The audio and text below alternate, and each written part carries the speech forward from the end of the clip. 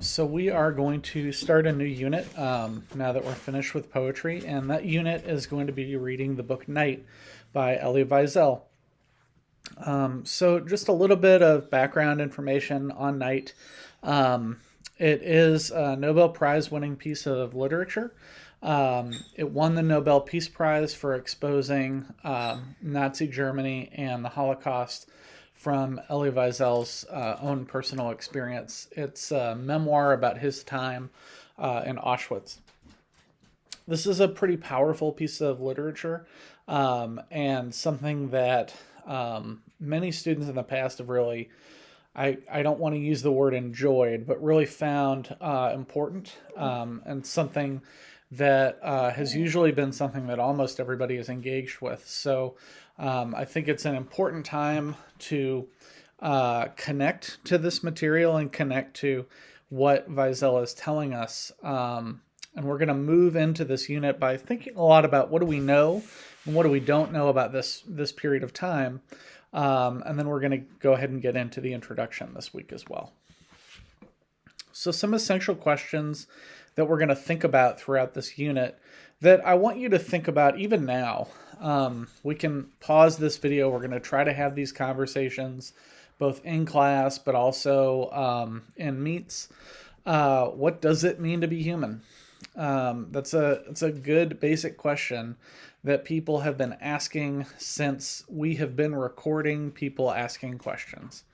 And once we kind of come up with a philosophy on what it means to be human, then we have to ask, do we have control over our own lives? Do we have this concept of free will, or do we have a concept of fate?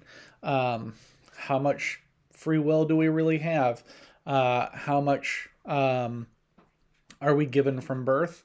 How much are we controlled as we move through this world, where maybe we don't necessarily have free will, even though we think that we do? How does silence perpetuate violence? This is a powerful question that essentially says, rephrases this Edmund Burke quote, all that it takes for evil to triumph is for good men to do nothing. Of course, we can expand that to good people doing nothing. But is that true? Is violence and evil an ever-present force that we have to push back against? In what ways can individuals bring awareness to atrocities such as the Holocaust, such as genocide, such as slavery, such as other just social constructs that we've created as a human race? How do we call attention to these things? What do we do to change them? These become important questions for this unit. And how valuable are the accounts of people who have been victims of genocide? I would add to that racial oppression. How important is it for the oppressing culture to understand that? These are the types of things that we want to deal with as we're moving through the book. So I do want you to go ahead and pause right now and really think about, what do you know about the rise of fascism in Germany and the Holocaust? I want you to just make a simple list of what you know. What are some central facts that you know?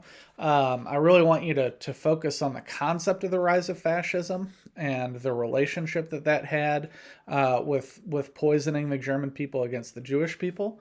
And what do you know about the Holocaust itself from that term? Maybe you know what the camps are. Maybe you know the names of the camps. Whatever you can think of that you think might be pertinent. And then while you're at that, go ahead and think about, what do you want to learn during this unit. The first thing that we're really going to try to understand is, where is our class understanding of the Holocaust, and what things do I need to help fill in so that we can move through this process? So go ahead and pause your screen and do that now.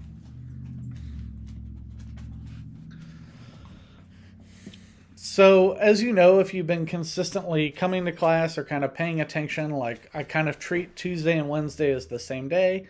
And so we're going to roll right into one of the things that I want us to do on Wednesdays.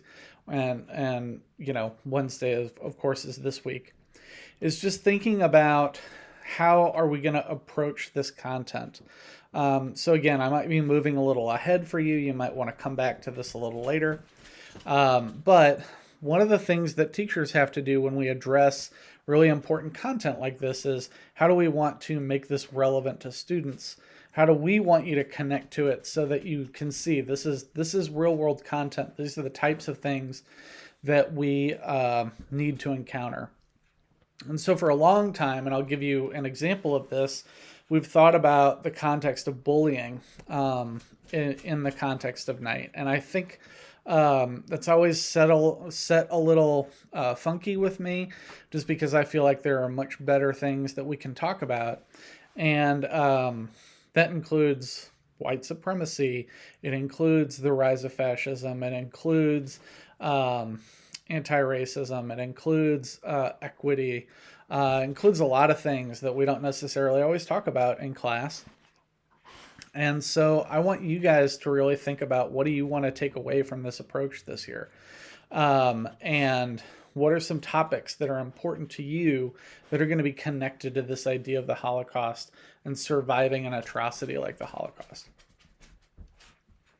So an activity that we used to do to try to connect to Wiesel's experience is to go to No Place for Hate, which is a great website. It's an anti-bullying website.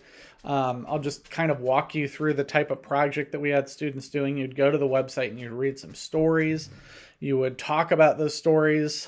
You would respond to them. We'd ask this question: what characteristics do the victims and Night and the stories share as we kind of made it through Night? We look at recalling places where bullying might have happened to us, or maybe anti-bullying happened to you, or maybe you were just on the sidelines, kind of getting to the point that everybody has a hand in this one way or another. We actually do something really similar to what we did with our narrative, which is to map out a place like our middle school or maybe even the high school. And then we'd record, like, these are the places that this has happened, right? And that would kind of lead us into this arena for talking about bullying and what do we do about it, which is, of course, the big question. The real argument for why we teach Night, to me, is to move those goalposts, to realize that terrible things have happened in this world because we let the hate speech get out of control, because we allowed people who had an irrational mindset start to speak for people who had a rational mindset, because essentially good people failed at being good people. And we don't want to live in a world where that continues to happen, even though it does.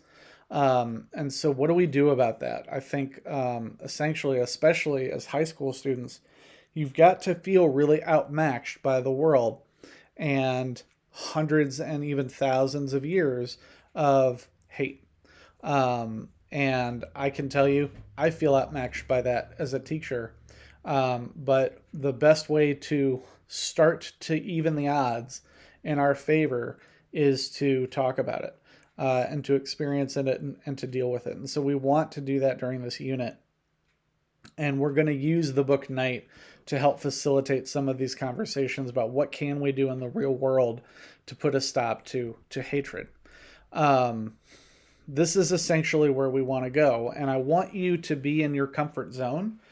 Actually, I want you to push a little outside of your comfort zone. But if you are terrified of talking about race in class, pick bullying. Pick something that doesn't necessarily have to do with race, but that we understand this is a small amount of hatred compared to these large amounts of hatred. That's the type of direction that I want us moving in. And we could figure out how we're going to do that later on down the line. The other thing that I have to really compel you to do is not only come to class to have these conversations, because that's what we'll miss if we don't come to class, but take part in the conversation. This would be a good time to speak out loud in class instead of having to message. This would be a good time to turn on your camera and let people see you as a human instead of just an emoticon. Because those are the types of things that are going to help us to actually interact with each other. And if we continue to not interact with each other, we might get something good out of this unit, but it won't be nearly as powerful as if we really put our all into it. And that's what I'm expecting when we come in and start to talk about the Book Knight.